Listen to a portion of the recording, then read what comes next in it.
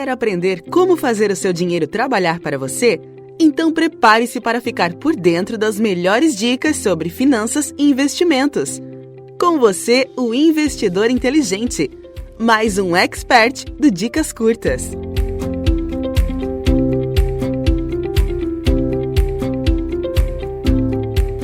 Olá pessoal, aqui é o Marcelo Cunha, o investidor inteligente do site dicascurtas.com.br e estamos aqui no nosso terceiro episódio já das nossas dicas curtas para você. Nós já tivemos 2 podcasts anteriores que eu peço que você confira lá e hoje nós estamos evoluindo no caminho do pequeno investidor que quer formar a sua reserva financeira, a sua tranquilidade financeira, e hoje nós temos a grande questão que surge no primeiro contato com a matéria de independência financeira, que é o seguinte: pronto, eu resolvi que eu quero me tornar um investidor, eu quero ter independência financeira na minha vida e tranquilidade financeira, então é o seguinte: qual o primeiro passo que eu devo dar nessa jornada? Então, o podcast de hoje é sobre esse assunto. Qual o primeiro passo de um investidor que busca a sua independência financeira? Vamos comigo?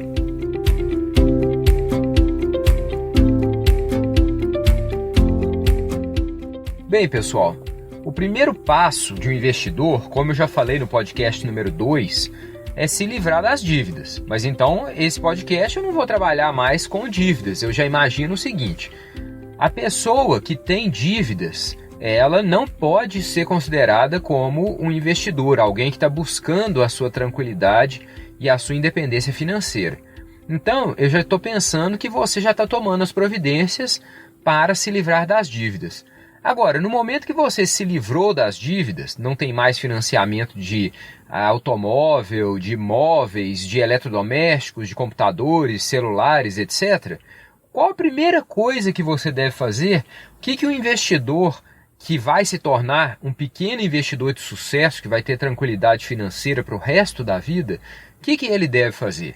E a resposta é muito simples. É o seguinte: você deve constituir a sua reserva de emergência. A reserva de emergência é algo que qualquer pessoa financeiramente estável deve ter. Como o nome indica, a reserva de emergência é um montante guardado por você, que é normalmente de 12 a 36 meses de despesas mensais, com o mínimo sugerido de R$30 mil, que podem ser sacados para a conta corrente imediatamente e só devem ser sacados em casos de emergências. Então veja só, agora você não tem dívida nenhuma, mas também você não tem investimento nenhum. O que você deve fazer? Em primeiro lugar, você deve calcular quanto que você deve ter em reserva de emergência. Quanto que isso significa? São de 12 a 36 meses as suas despesas mensais. Então vamos naquele exemplo nosso de sempre. Suponha que você ganhe R$5 mil por mês e gaste R$4 mil por mês. Então, você todo mês estaria investindo R$1.000.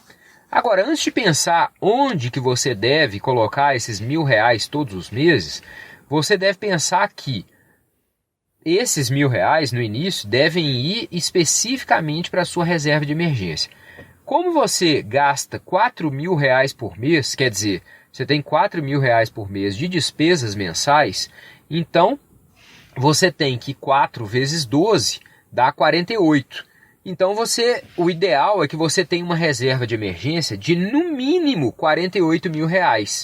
E no máximo, que eu sugiro, para não ficar muito dinheiro líquido e parado na sua conta, de no máximo 36 vezes R$48 mil, o que aí dá mais ou menos uns 150, 160, 170 mil reais. Não vou fazer as contas agora. Mas o que é importante que você... Qual o seu primeiro objetivo agora que você já eliminou suas dívidas? Montar essa reserva de emergência desses no mínimo de R$48 mil. Veja bem, essa reserva de emergência não deve ser sacada em coisas triviais, do tipo compra de carro, troca de carro, viagem de lazer, cirurgia estética, chegada de um bebê, festas comemorativas. Ou seja, todos esses eventos, eles têm que ter um fundo próprio para ser utilizado. Não é a reserva de emergência. Então veja só, você entende que você precisa de um carro, então você deve fazer uma poupança específica para esse carro, sem tirar o seu dinheiro da reserva de emergência. Ah, mas ô Marcelo, eu preciso de ter o carro e a reserva de emergência. Qual dos dois que eu devo dar prioridade? Em primeiro lugar, se você está vivendo agora sem carro, muito provavelmente, a não ser em casos em que o carro seja essencial para o seu trabalho, muito provavelmente você pode viver mais 1 ou 2 anos sem o carro. O que é essencial para você e sua família é que você forme regularmente a sua reserva de emergência. Não deixe de fazer isso. Por quê? Porque caso alguma emergência real aconteça, você não pode deixar a sua primeira obrigação na sua vida é com a sua família e não com o seu comodismo de andar de carro. Então, o primeiro lugar na sua vida tem que estar a reserva de emergência.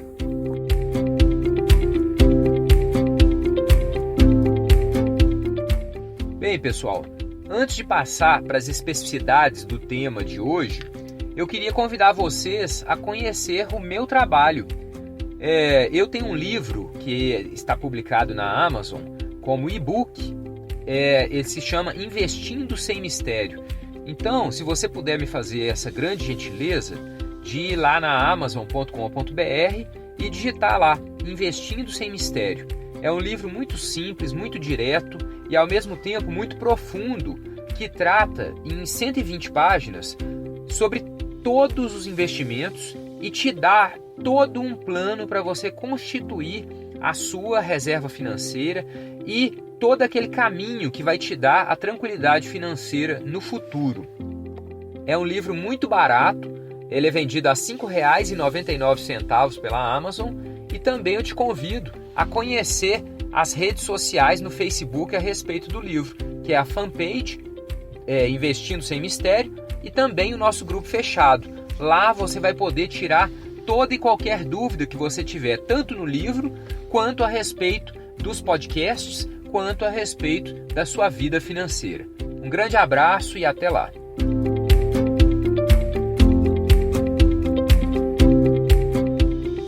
Então você agora já sabe quais são os casos em que você não deve tirar o dinheiro da sua reserva de emergência se acontecerem, que a gente já falou. São as viagens programadas, de lazer, troca de carro, cirurgia estética, etc.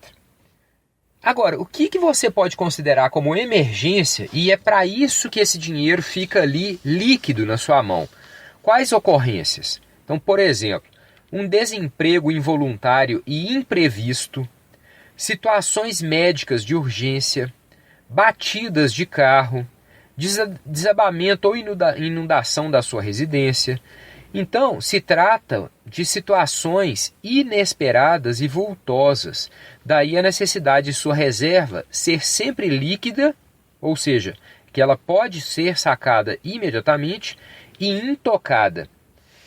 Então, antes de você formar totalmente essa reserva de emergência, não é adequado você realizar qualquer tipo de investimento pensando na formação de capital para a sua tranquilidade financeira. O objetivo da reserva de emergência não é a sua tranquilidade financeira, e sim suprir eventuais necessidades de urgência. Então vem a questão, onde que eu coloco esse dinheiro da reserva de emergência? Em primeiro lugar, tem que ser instrumentos líquidos. Ou seja, tem que ter uma liquidez imediata de você poder ter acesso a esse dinheiro no mesmo dia ou em que a gente fala em D+1, quer dizer, no dia seguinte. Alguns exemplos disso são os CDBs dos grandes bancos, o Tesouro Selic, LCAs, LCIs, ou mesmo na poupança. Você deve perceber aqui que o importante da reserva de emergência não é você buscar a maior rentabilidade do mundo. O importante da reserva de emergência é a liquidez e a segurança desse investimento. Então, não se preocupe tanto em ter altas rentabilidades nessa reserva de emergência, não. O mais importante aqui é você constituí-la primeiro. Isso não quer dizer que você pode ignorar e colocar esse dinheiro embaixo do colchão e não ter rentabilidade nenhuma. Não é isso que eu estou falando. O que eu estou falando é que você deve tentar, na reserva de emergência, associar uma segurança com a liquidez e com os produtos que você já conhece. Se você perceber que, por exemplo, colocar esse dinheiro que você vai constituindo aos poucos no Tesouro Direto não é interessante para você, não tem problema. O Tesouro Direto é um excelente produto que a gente ainda vai falar sobre ele. Mas o mais importante é que você constitua a sua reserva o quanto antes. Ainda que você coloque esse dinheiro no seu banco mesmo, ou então na caderneta de poupança, ou em algum lugar que você considere cômodo. A reserva de emergência não é o lugar para você ter juros altos de rentabilidade. Se você me perguntar o que eu faço com a minha reserva de emergência, eu costumo colocar ou no Tesouro Selic ou num produto de liquidez imediata do meu banco. Mas aí o objetivo nosso é que você crie as suas próprias opiniões sobre quais os investimentos mais adequados às suas necessidades. As necessidades atreladas à reserva de emergência são necessidades de liquidez e segurança. Com base nisso, você vai escolher o seu produto sem pensar tanto na rentabilidade. Bem, pessoal, esse você já conhece, é o podcast do Investidor Inteligente, do Dicas Curtas, e fica o meu convite para você acompanhar o episódio na semana que vem. Não deixe de se cadastrar no seu podcast para receber os podcasts semanais. Um grande abraço e até lá! Dicas curtas, dicas rápidas e fáceis de consumir.